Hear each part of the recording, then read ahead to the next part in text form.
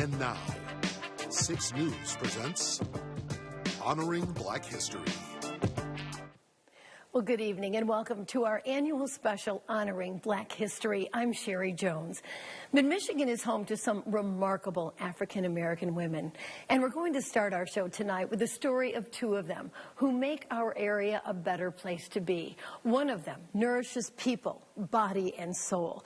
But we're going to start with a woman whose life story and commitment to community is nothing short of remarkable. She was named the 6 News Remarkable Woman last year and was one of just a few finalists to compete for the honor nationally. But while we're going to celebrate her, her service to the community is rooted in her personal experience with heartbreak and horror. Shamir Owens has the story of Tanisha Ash-Shakur. I know what it's like to feel like you're looking death in the face and you survive those moments. Tanisha Ash-Shakur, a survivor who has overcome staggering darkness in her life. During her undergrad years of college, Ash-Shakur met and pursued a relationship with a man she thought was a good fit for her until she found out he was the complete opposite. He became very jealous about where I would go, how long it would take me to be somewhere. Went through all the stages of abuse, from the mental, emotional, physical, and to the point where I was raped by my abuser. Ash-Shakur says her attacker held her in a room for hours as he called his family members to tell them that he was going to kill her. I was just going to be leaving the world with no one ever having known what I was going through. She says this experience changed her life in unimaginable ways, but that her faith kept her going. I certainly know that there was more purpose for me. Purpose indeed. After graduating from law school in 2015, Ash-Shakur began her mission to help people on a path she once traveled. I never wanted anyone to feel like in those moments they couldn't call someone. I want people to know that there is life after. There is love after. That's why she started the nonprofit Voices of Color to ensure that victims of domestic violence receive the services they needed. Our mission is to serve them as they come to us, as unique as the case may be. So what that looks like is showing up to court for court cases. We also attend CPS referee hearings. We are training to be expert witnesses in the courtroom when it comes to custody cases or parenting time, shared parenting time, assisting attorneys with that so they better understand adverse childhood experiences. We walk with them hand in hand from the beginning of their process to the end of their process. And for the past 4 years, the group has hosted the State of Michigan Domestic Violence Rally to educate and emphasize that domestic violence does not discriminate. On top of running her organization, Ash-Shakur is a wife and mother of 3, pastor and First Lady of Walking with Christ Worship Center and Ministries, and an active member of Alpha Kappa Alpha Sorority Incorporated. I'm in awe. I still haven't completely absorb the idea of someone saying, "You're a remarkable woman." The women and men that I serve, they are remarkable. I am just a vessel. Here for you in Lansing, Shamir Owens, 6 News. Well, food is an integral part of any holiday celebration, so what better way than Black History Month to enjoy some good soul food?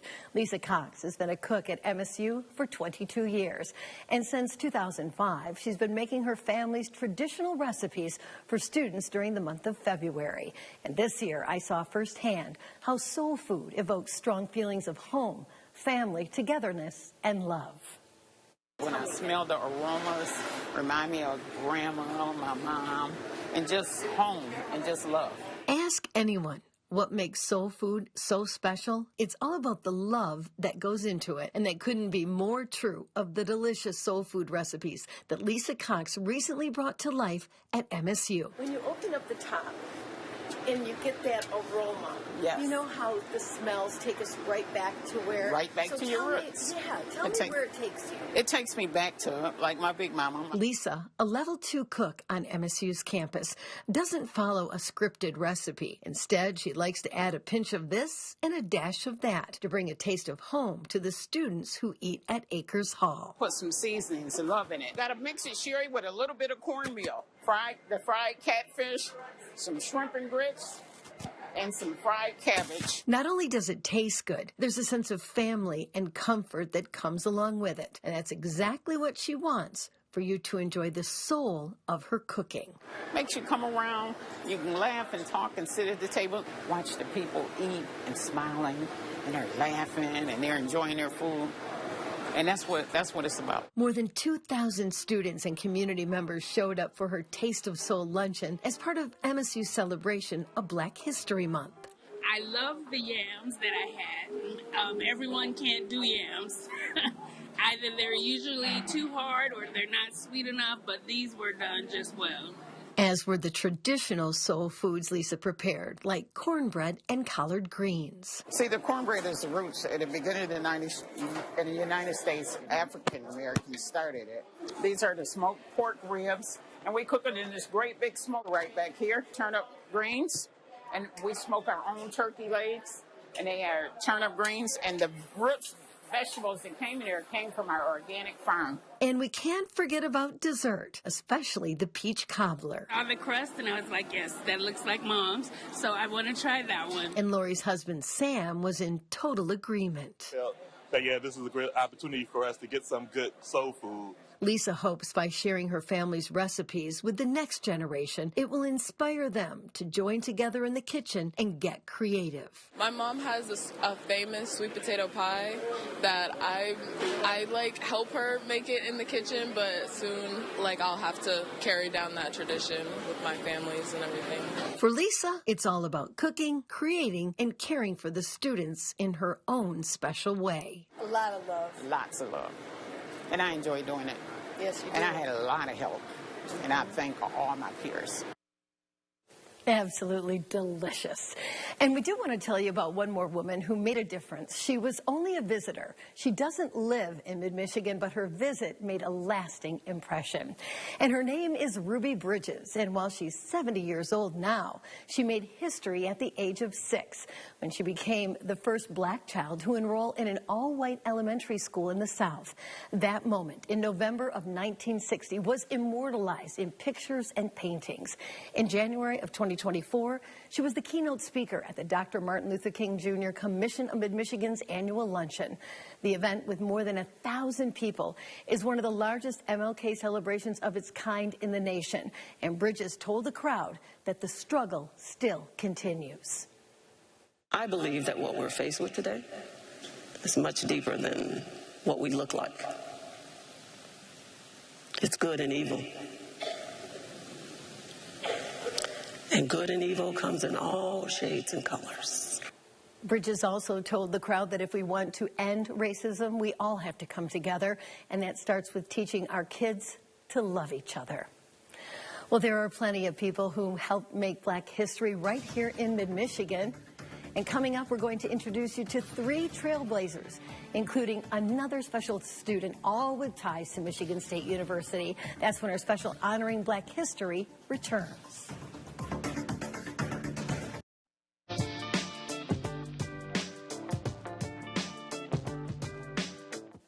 Michigan State University has been an anchor in the mid-Michigan community since it was founded in 1855.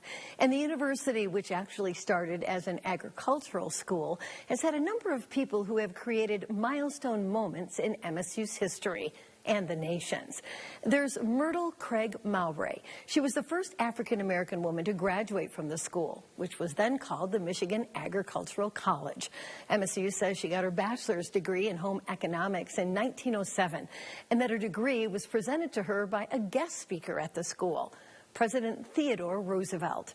Mowbray went on to spend her career in education and public service, and her legacy lives on more than a century later. MSU's Mowbray Scholars Program supports minority students in the Honors Program who show leadership in the area of cross-cultural understanding. Another Spartan is also well known for being a first. Clifton Morton wasn't just the first African-American president of MSU. He broke ground on becoming the first recognized African-American to lead any major American university. Wharton was the 14th president of MSU and led the school through some turbulent times between 1970 and 78 as the Vietnam War sparked protests on campuses across the country. He went on to run another major university and served as a Deputy Secretary of State under President Bill Clinton. But his name will also forever live on at MSU at the Wharton Center for the Performing Arts, which he also helped found. Another African-American woman made MSU history just last year when the Board of Trustees met in January of 2023 to choose their leaders. They made Rima Vassar the chair of the group, and that made her the first black woman to lead the trustees in the university's long history. And she realized the importance of the moment after her colleagues elected her to the job. In this seat today is pretty remarkable. So I just appreciate you all giving me that trust, and I appreciate an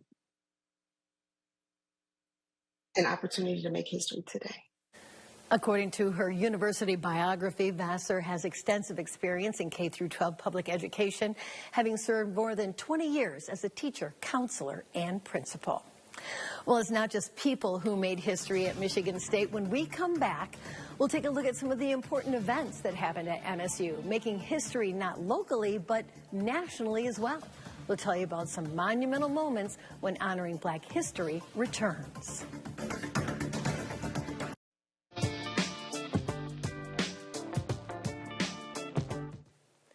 It's not just people who have helped make Black history on campus. Several important events happened on campus as well. And one of them was a basketball game that featured a team from MSU, except in this case, MSU doesn't stand for Michigan State University. The team from Mississippi State University played a historic game at Jennison Fieldhouse back in 1963. It's so important, there's a historic marker there to remember what's called the Game of Change. It turns out the all-white team from Mississippi State wasn't really allowed to play teams with black people on them, and that caused a problem when they were supposed to play in the NCAA tournament. So the team had to literally sneak out of the state before the governor could stop them so they could take on the integrated Loyola Ramblers. The Ramblers went on to win that game and the tournament. But basketball isn't the only sport in which MSU made a mark. Michigan State is generally recognized as the program that paved the way for integration in college football. The daughter of a Spartan All-Star made a documentary about it called Through the Banks of the Red Cedar. Head coach Duffy Daugherty recruited black students throughout the South, many of whom were not allowed to play for schools in their own home states. Now, by the mid-60s, the team not only had 20 black players, it was also one of the best teams in the nation. The 1966 matchup between number 2 MSU and top-ranked Notre Dame became known as the game of the century, and it ended in a 10-10 tie. And then there was the day that Martin Luther King came to campus. It was February 11th, 1965. The civil rights leader spoke to a packed house at the mostly white school. So many of his comments were directed at them. King told the crowd that everyone, not just black people, had a responsibility and an obligation to help with the battle for civil rights. While there's video of King on his way to campus, unfortunately, there's no video of his speech. But thanks to the MSU archives, there is audio. Whatever men are to assemble, the cry is always the same. We want to be free. And so the wind of change is blowing in our nation. The wind of change is blowing all over the world. It is sweeping away an old and unjust order and bringing into being a new order. Definitely inspiring words. Still to come on Honoring Black History. We're going to hit the slopes with a special group of skiers who are making it their mission to spread their joy and love of the sport across the Great Lakes State. We'll be right back.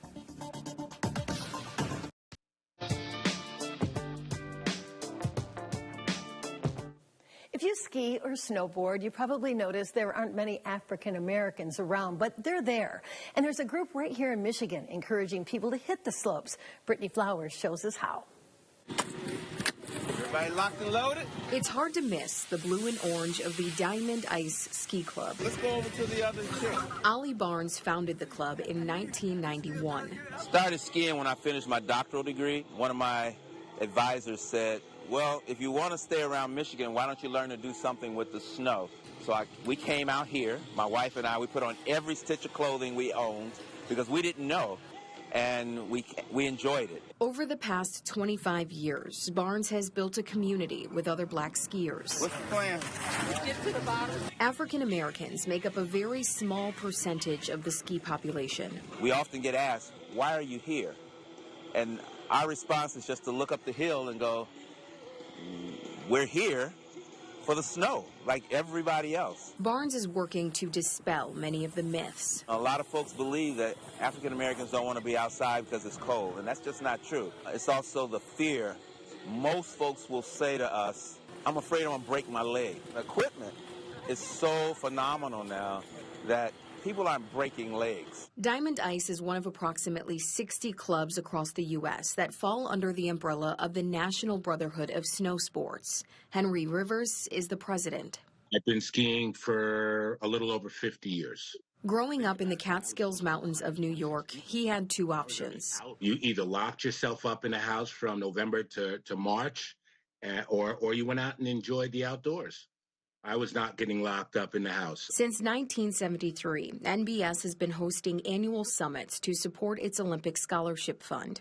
Rivers went to his first summit in 1996 and hasn't missed one since. I witnessed over 300, 400 people of color, blacks, all skiing and having a great time. It just changed my whole perspective of the sport. The hope is for black athletes to gain that same perspective as early on as possible. It's a connection that no one else can experience. And you look at the mountains and you look at the scenery, and it's just something that you can't describe to people unless you're there. Here for you in Otsego, Brittany Flowers, 6 News. That's awesome. When we come back, we'll introduce you to a man who doesn't call Lansing home, but who came to visit and talk about how he uses the power of the pen to share inspirational stories of culture and race. We'll wrap up our show tonight with a man of many passions. He's an author, a poet, a producer, and a teacher. He not only tells stories of race and culture and the black experience, but he works with young people so they can tell their own stories regardless of race. We caught up with him here in mid-Michigan, and Nate Salazar has more on Kwame Alexander. Meet Kwame Alexander, poet, educator, Emmy Award-winning producer, and #1 New York Times best-selling author of 39 books. Books are amusement parks, and that kids ought to be able to choose the rides. The goal is not just to get them reading, but to get them to want to read. And that requires us to find that book that's going to resonate and connect to them. Last year in April, Alexander came to Lansing to Everett High School on his mission to share his passion for literacy, books, and the craft of writing. And hopefully inspire some young people to want to read. Alexander often uses his own writings to engage with kids, often dealing with topics like race and identity. He tells me many life lessons can be learned in only a few pages. Whether we're kids not wanting to do homework, or we're adults trying to figure out how to pay the bills, how to talk about the really big things in few words, and to really capture the meaning and the essence and the spirit of it. You can ultimately guide young people to these books that house in them these sort of wonders that help them imagine a better world and their place in it. Just like his book, The Crossover, the story about the struggles of young adulthood told on the court. It's about two boys who play basketball. It's not really about basketball. Basketball is the vehicle. The destination is family, friendship, freedom. Miss. Dribble, fake, shoot, miss, dribble, fake, shoot. The novel was even turned into a series on Disney Plus and was nominated for 2 Emmys. Alexander tells me The Crossover has resonated with many kids across the nation who are eager to meet him and even begin their own journey into poetry. It helps them find their voice. It triggers their confidence.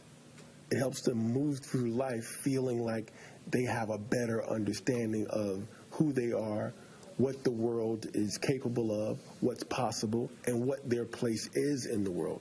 And so if there's one thing I try to convey to young people, dribble, fake, shoot, miss. Dribble, fake, shoot, miss. Dribble, fake, shoot, miss. Dribble, fake, shoot, swish.